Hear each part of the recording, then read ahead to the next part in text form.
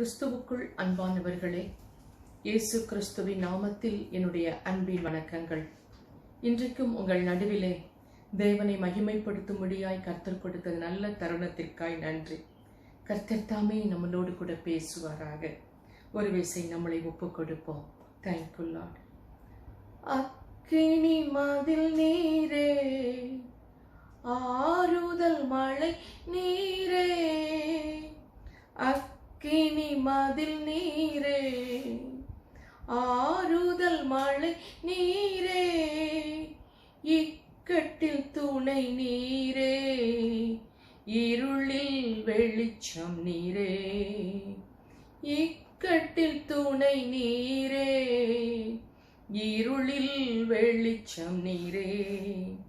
நன்றி நன்றி நன்றி நன்றி நன்றி நன்றி.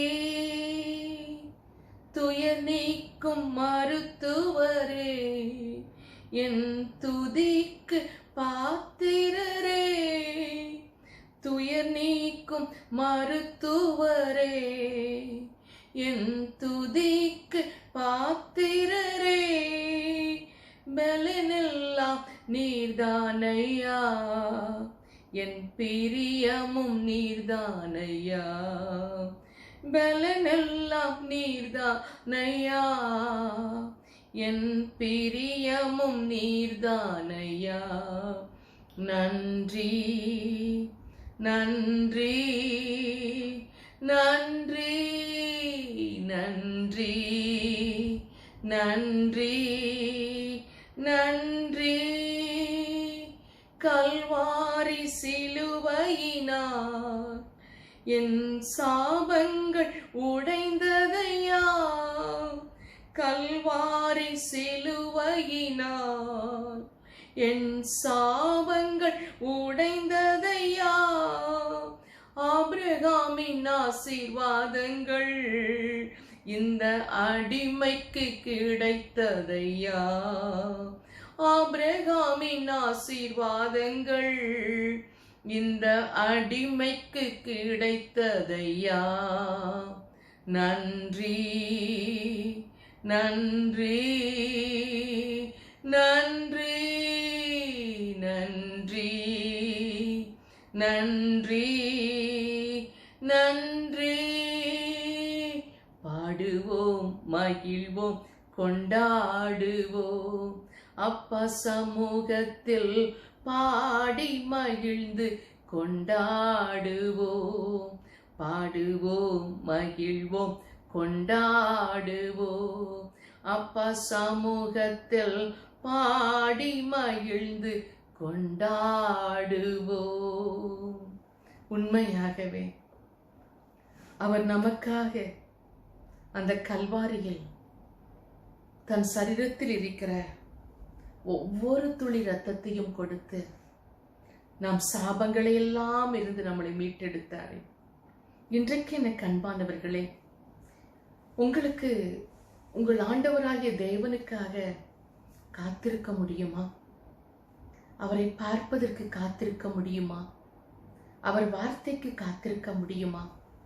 எவ்வளவு நாளானாலும் பரவாயில்லை, கர்த்தர் எனக்கு ஆசீர்வாதம் கொடுக்கும் வரை, என் ஜெபத்தை கேட்டு எனக்கு என்ன தரணுமோ அந்த ஆசீர்வாதத்தை பெறும் வரை அவருக்கிடையே காத்து கிடப்பேன், அவர் சமூகத்திலேயே காத்து கொடுப்பேன்.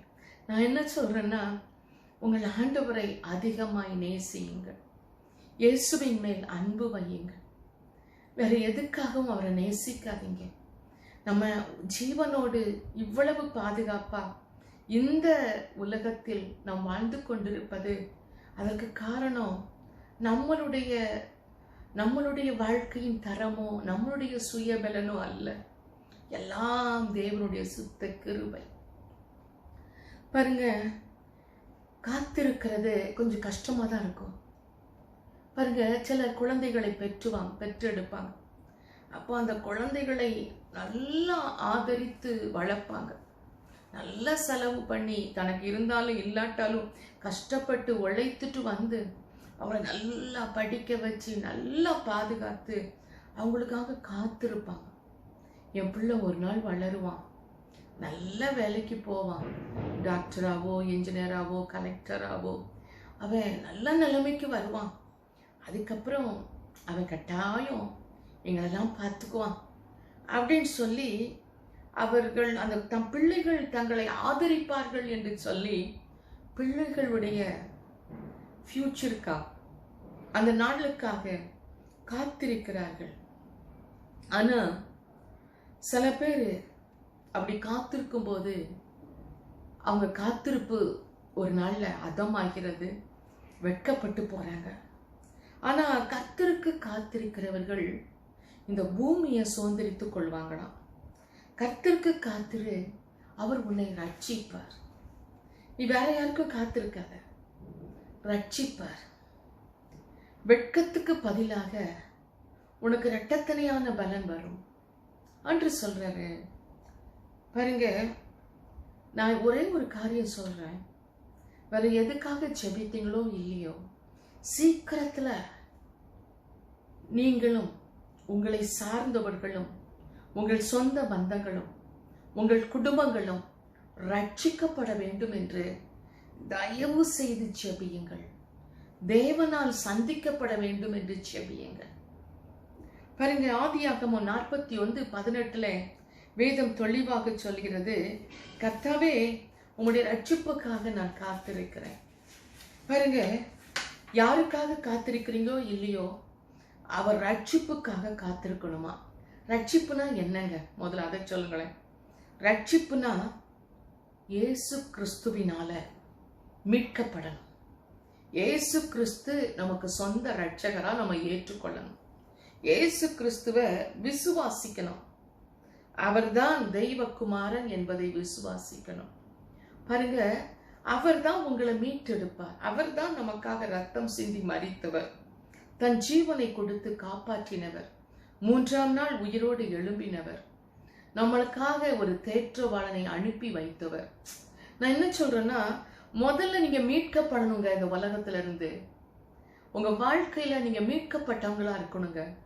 நீங்க தேவனால விடுவிக்கப்பட்டவங்களா வாழணுங்க. யார்கிட்டயோ நீங்க அடிமையா இருக்கக்கூடாது. ஏதோ ஒரு மனசுல ஒரு கவலை உங்களை பிடித்து இருக்கக்கூடாது. ஒரு அடிமைத்தனம் இருக்கக்கூடாது. இந்த பாருங்க, ரட்சிப்பு அப்படின்னா பாவம், சாபம், வியாதி, பிசாசு, கட்டுகள் இவற்றில இருந்து விடுதலை பெறுவதுதான் ரட்சிப்பு. சும்மா கிறிஸ்தவங்களா மாறணும் அது ரட்சிப்பு இல்லை. கிறிஸ்தவங்களா மாறுறது அது ஒவ்வொருத்தருடைய பர்சனல், அவங்க இஷ்டம். புரியுதா நான் சொல்றது? நான் என்ன சொல்றேன்னா, ரட்சிப்பு என்பது உங்க பாவம் உங்களை விட்டு போயிருக்கணும். சாபம், தொடர்ந்து உங்க வாழ்க்கையில வர சாபம் உங்களை விட்டு விலகி இருக்கணும். வியாதியா இருக்கா உங்க குடும்பத்துல, அந்த வியாதி விலகி போயிருக்கணும். பிசாசு கட்டுகளினால பயம், திகில், இருள் அப்படின்னு சொல்லி தற்கொலை, அசுத்த ஆவியின் போராட்டம் இப்படி இருக்கீங்கன்னா அதுல இருந்தெல்லாம் விடுதலை பெறணும். அதுதான் ரட்சிப்பு. அதுதான் ரட்சிப்பு. இது இந்த ரட்சிப்பு எங்க இருந்து வரும்னா கர்த்தருடையது. கர்த்தர்கிட்ட இருந்து தான் வரும். வேற யாரும் உங்களுக்கு தர மாட்டாங்க. நான் பாவமா இருக்கேன், என்னை மன்னிச்சுவியான்னு அவங்க மன்னிச்சு உங்களுக்கு என்ன பிரயோஜனம்? நான் வியாதியா இருக்கேன், வியாதியை சுகமாக்க முடியாது. டாக்டரா இருந்தா கூட ஒரு குறிப்பிட்ட அளவு தான் சுகமாக்க முடியும். பிசாசின் பிடியா யாராலையும் சரி பண்ண முடியாது. நான் என்ன சொல்றேன்னா, கர்த்தர் தான் நம்மளுடைய ரட்சிப்பு. கர்த்தர் தான் என்னுடைய ரட்சிப்பு. கர்த்தர் தான் என்னை பாவத்திலிருந்து, சாபத்திலிருந்து, வியாதியிலிருந்து, பிசாசின் கட்டிலிருந்து விடுதலையாக்க முடியும். அப்படி சொல்லுங்க, கர்த்தர் நீர் தான் எனக்கு செய்ய முடியும், நீர்தான் என் ரட்சிப்பு. சங்கீதம் 3:8 சொல்லுது, கர்த்தருடைய ரட்சிப்புக்கு நம்பிக்கையோடு காத்திருப்பது நல்லது. வேற எதுக்கு நீங்க காத்திருக்கிறீங்களோ இல்லையோ, பாவம், சாபம், இருள், அந்தகார வல்லம் இருக்கா, ஆண்டவரே இயேசுவே உங்களுக்காக காத்திருக்கிறேன், இந்த சிச்சுவேஷன்ல இருந்தா என்னை விடுவியும், என்னை ரட்சியும் கேளுங்க. உங்களுடைய ஜபம், என்னை ரட்சிங்கப்பா, என்னை ரட்சிங்க இயேசப்பா, நான் உங்களை நம்புறேன் ஆண்டவரே, நீங்க தான் தெய்வம் ஆண்டவரே, என்னை என்னை என்னை விடுதலை ஆக்குங்கப்பா, இயேசுவே எனக்கு உதவி செய்யுங்கப்பா, பாருங்க, சாத்ராக், மேஷாக், ஆபேத்நேகோ நெருப்புல போட்ட போது அந்த ராஜா நெருப்புல சேதம் அடையாததை பார்த்த போது இந்த உலகத்தை ரட்சிக்கத்தக்க தேவன் வேறு யாரும் இல்லைன்னு அந்த ராஜா சொல்றான். இந்த உலகத்துல ஒரு மனுஷனை பாதுகாக்கிற தேவன் வேறு யாரும் இல்லை. யோசித்து பாருங்களேன். 1 சாமுவேல் 2:1 மலடியா இருந்த அன்னாள் தன்னுடைய ஜெபத்திற்கு பிறகு கர்ப்பம் தரித்து ஒரு குழந்தையை பெற்ற போது அவள் ரட்சிப்பினால் சந்தோஷப்படுகிறேன் என்று சொல்கிறார். இந்த ரட்சிப்பினால் நான் சந்தோஷப்படுகிறேன், இந்த குழந்தை பிறப்பினால் நான் சந்தோஷப்படுறேன், மலடியா இருந்த நான் சந்தோஷமா இருக்கிறேன். இது யார் தந்தது? தேவன். அவருடைய அழுகையின் கண்ணீருக்கு பதில். நம் கர்த்தர் பாருங்க, செங்கடலை 2ஆய் பிளந்து பார்வோனையும் அவர் சேனையும் சிவந்த சமுத்திரத்திலே கவிழ்த்து போட்டார். யாரும் காப்பாற்ற முடியாத ஒரு சூழ்நிலை. முன்னால செங்கடல், பின்னால பார்வோன் சேனை. இஸ்ரவேல் ஜனங்க 2க்கும் நடுவுல மாட்டிருக்காங்க.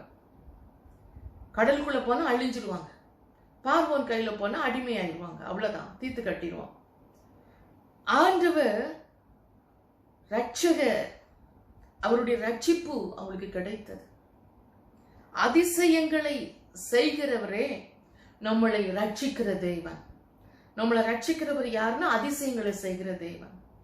அவர் அதிசயங்களை செய்வார். தாவீது சொல்றாரு, சங்கீதம் 40:1-3 வாசித்து பார்த்தீங்கன்னா, கர்த்தருக்காக பொறுமையுடன் காத்திருந்தேன்.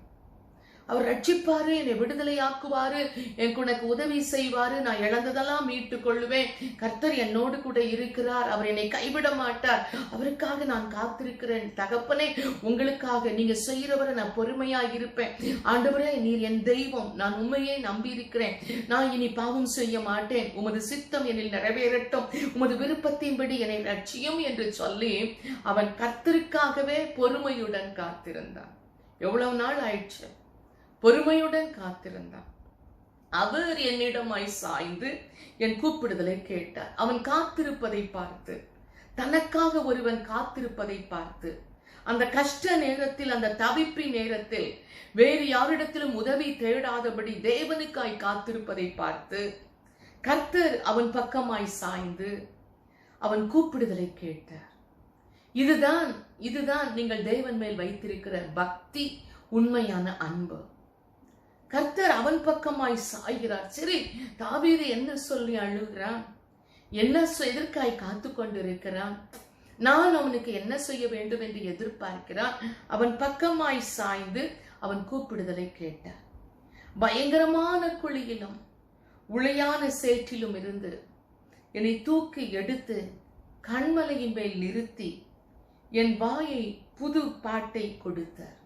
பாருங்க, பயங்கரமான குழியிலும் உளையான சேற்றிலும் இருந்து என்னை தூக்கி எடுத்து, சேற்றிலிருந்து யாராலையும் ஒரு மனுஷனை தூக்கி எடுத்து காப்பாற்ற முடியாது. உளையான சேறு உள்ள இழுத்துட்டே போகுது, பாவத்தினால் சாபத்தினால் இழுத்து கொண்டே போகுது. அந்த உளையான சேற்றின் மீது இருந்து என்னை தூக்கி எடுத்து கண்மலையின் மேல் நிறுத்தி என் வாயில் புது பாட்டை கொடுத்தார். இதுதான் ரட்சிப்பு. பாவத்திலிருந்து விடுதலை ஆவதுதான் ரட்சிப்பு. உங்களை மீட்டுக் கொள்வதுதான் ரட்சிப்பு. கர்த்தருக்கு காத்திருங்கள், நிச்சயமாய் விடுவிக்கப்படுவார்கள். சந்தேகம் மட்டும் படாதீங்க. உங்களுக்கு ரட்சிப்பு கர்த்தரிடத்துல தான் வரும். உங்களுக்கு விடுதலை வேற யார்ட்டிருந்தும் வராது. நீங்க எப்படி ஆசீர்வாதமா மாறுவீங்க? கர்த்தருக்கு காத்திருந்தா ஆசீர்வாதமா மாறுவீங்க. முறுமுறுக்காம அவர் பாதத்துல ஹம்பிளா இருந்தா சில நேரம் ஒருவேளை டிலே ஆகலாம், கால தாமதம் வரலாம்.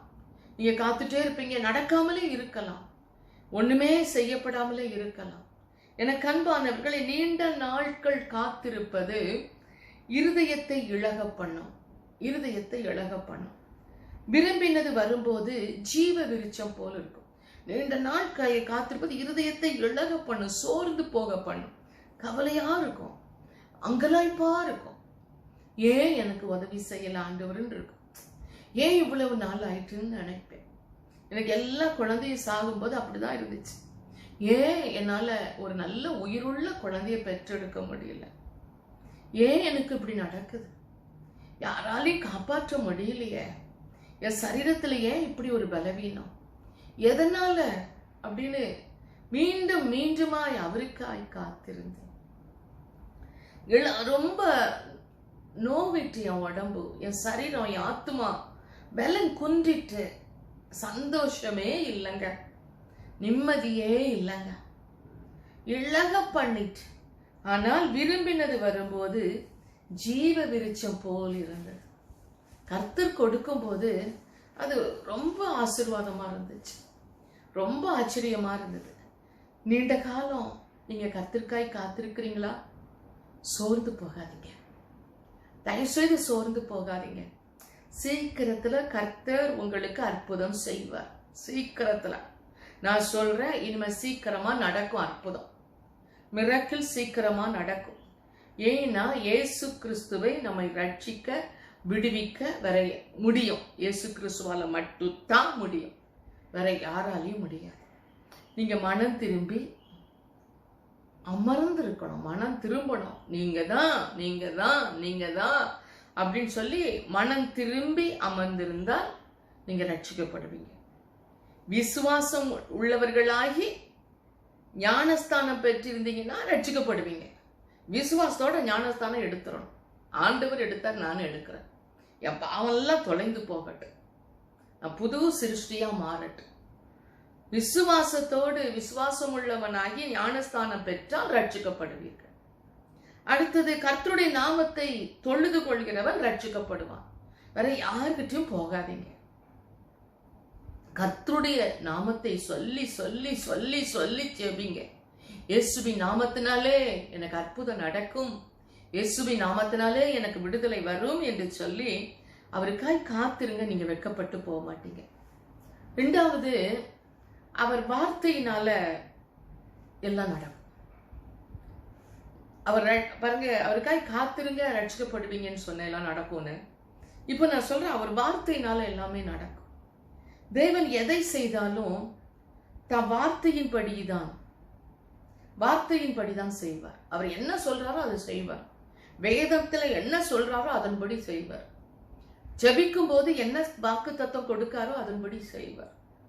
பாருங்க, அவர் தமது வசனத்தை அனுப்பி அவர்களை குணமாக்கி அவர்களை அழிவுக்கு தப்புவிக்கிறார். 107:20 பாருங்க, அவர் தமது வார்த்தையை அனுப்பி அற்புதங்களை செய்கிறார் என்று வேதத்தில் எழுதப்பட்டிருக்கிறது. எரேமியா சொல்றாரு பாருங்க ஒரு இடத்துல, அவர் வாயிலிருந்து புறப்படுகிற வசனத்திற்கு நான் காத்திருக்கணும், வார்த்தைகள் கிடைத்த உடனே அதை அப்படியே உட்கொள்ளணும், உட்கொண்ட உடனே எனக்கு சந்தோஷமும் என் இருதயத்துக்கு மகிழ்ச்சியும் இருக்கிறது. எரேமியா 15:16 அப்படி சொல்லப்படுகிறது. வார்த்தைக்காக அவர் வாயிலிருந்து என்ன வசனம் வரும் அப்படின்னு காத்திருக்கணும். ஆலயத்துக்கு போனா உங்களுக்கு என்ன வசனம் அவர் கொடுக்கிறார்னு காத்திருக்கணும். வேதத்தை வாசித்தா என்ன வசனத்தோடு பேசுறான்னு காத்திருக்கணும். அதுக்கப்புறம் அந்த வசனம் கிடைச்சோன்னா அப்படியே சாப்பிடணும். ஆண்டவரே, இது எனக்கு தான்.